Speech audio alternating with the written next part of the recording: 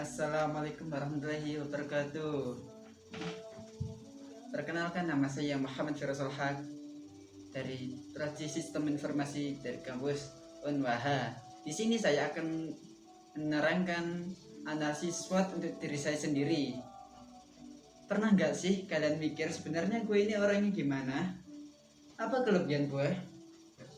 Apa kelemahan gue? Terus dari semua itu ada peluang dan ancaman nggak buat masa depan gue? Nah, di video ini gue bakal bahas analisis SWOT dari gue sendiri menurut mahasiswa sistem informasi. Terus, SWOT itu apa sih sebenarnya? SWOT adalah singkatan dari strengths, weakness, opportunities, dan threats. Susah menyebutnya itu. Jadi kita bakal bahas 4 hal itu satu persatu.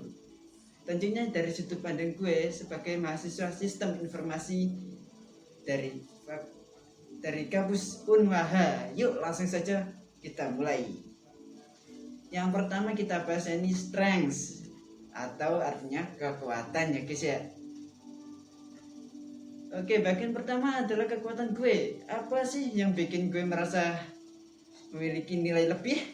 Let's check it out. Pertama, suka menulis. Gue selalu mencatat hal yang menarik buat gue. Bisa dari ide random, kata kunci dari kata mata kuliah, atau bagian kode yang error, biar nggak ngulang kesalahan yang sama. Ini bikin gue lebih gampang nge-review dan ingat hal-hal yang penting menurut gue ya. Meski nggak selalu detail yang dibahas, tapi gue tetap suka nyatet kok.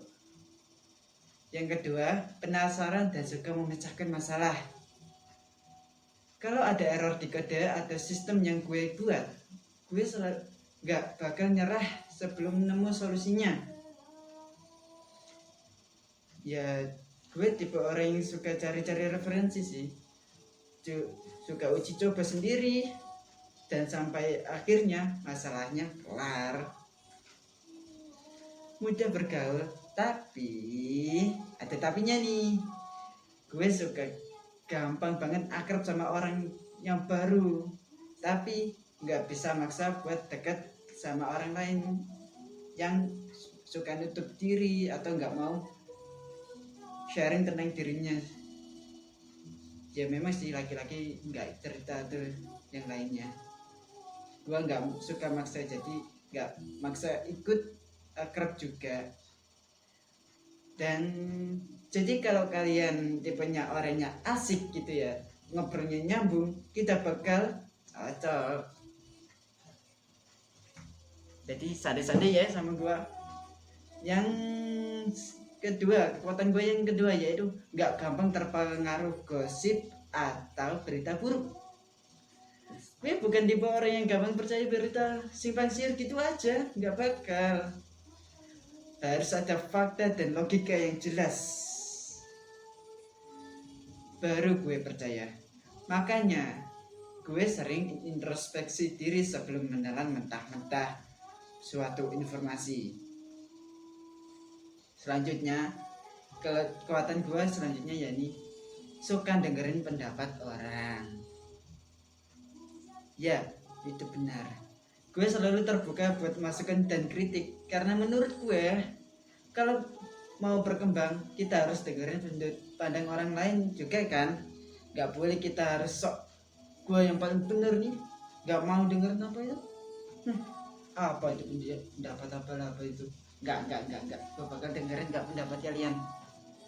Yang pembahasan oke. Sekarang kita bahas pembahasan yang selanjutnya, yakni weakness atau kelemahan. Di dunia ini enggak ada manusia yang sempurna ya. Nah, maklum lah, namanya juga manusia bukan amboy. Dan ini beberapa hal yang menurut gua jadi tantangan buat diri sendiri. Yang pertama yakni terlalu kritis sama hal yang nggak disuka. Yap, namanya juga nggak suka, nggak bisa dipaksa dong. Kalau ada sesuatu yang menurut gue nggak masuk akal atau nggak efektif, gue bakal ngekritik, kadang terlalu frontal juga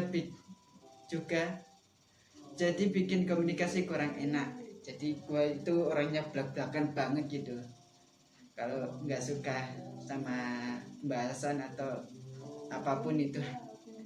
Namanya juga nggak suka, kadang gue frontal banget, jadi suka cari musuh gitu. Padahal gue nggak, niatnya nggak cari musuh. Selanjutnya takut tertinggal dengan orang sekitar gue.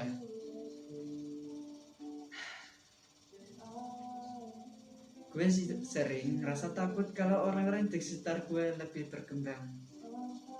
Yap, itu benar. Kalau orang-orang dekat gue udah berkembang jauh, gue itu suka insecure gitu sama gue sendiri.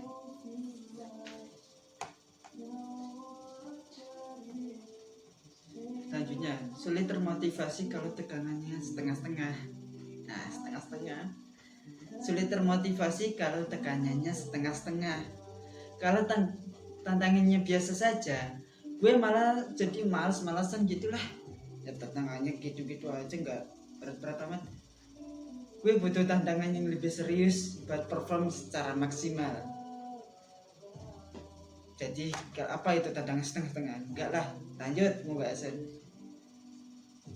Kelemahan saya selanjutnya, sulit memahami hal baru kalau nggak fokus. Kalau ada materi atau konsep yang baru yang susah, gue harus benar-benar fokus dan butuh banget waktu lebih buat menyerapnya. Kadang pilih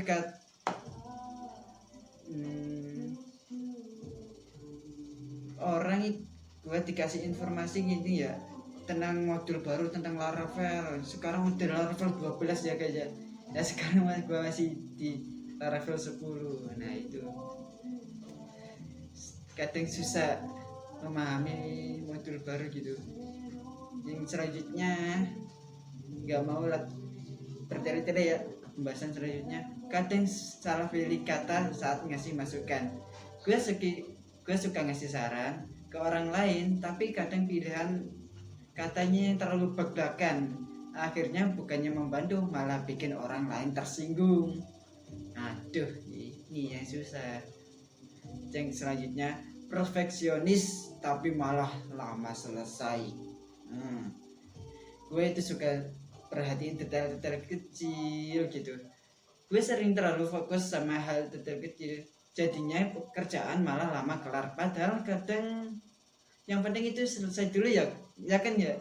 Tapi seperti layaknya buat web gitu ya, yang harus selesai dari header sampai footer itu selesai.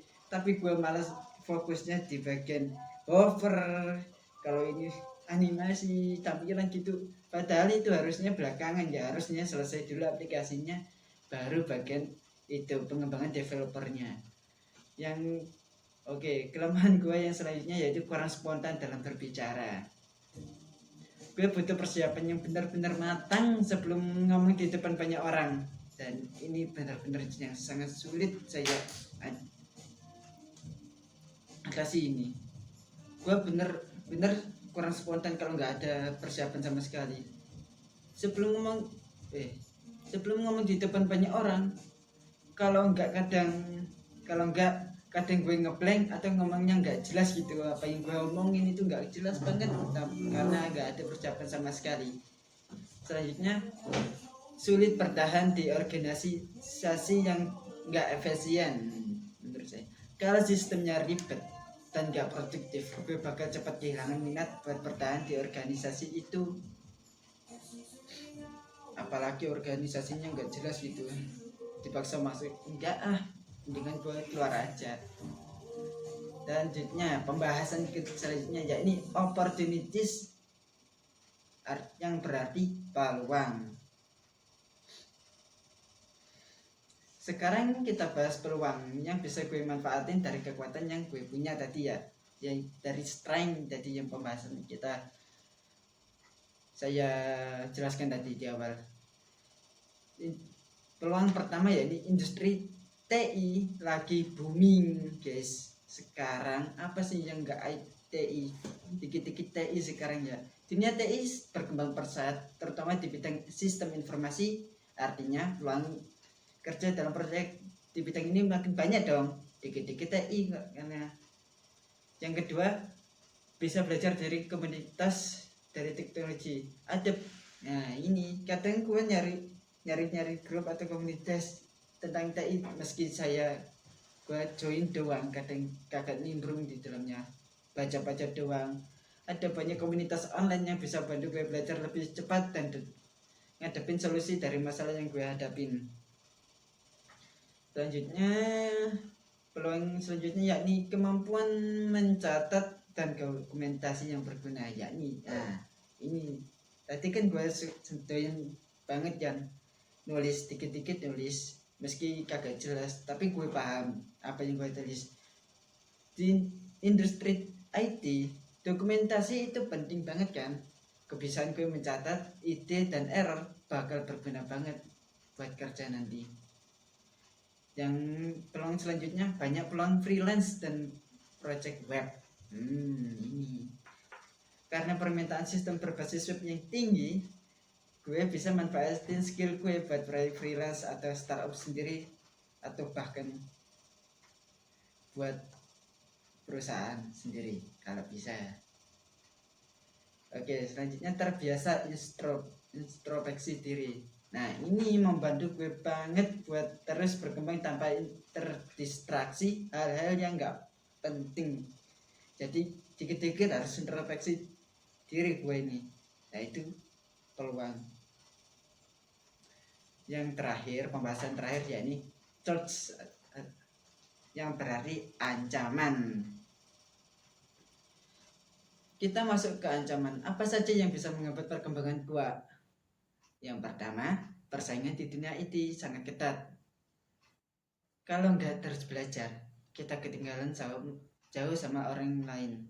Apalagi gue sukanya minder dengan orang-orang di sekitar gue. Yang kedua, tekanan sosial bisa menghambat produktivitas. Nah, akibat jadi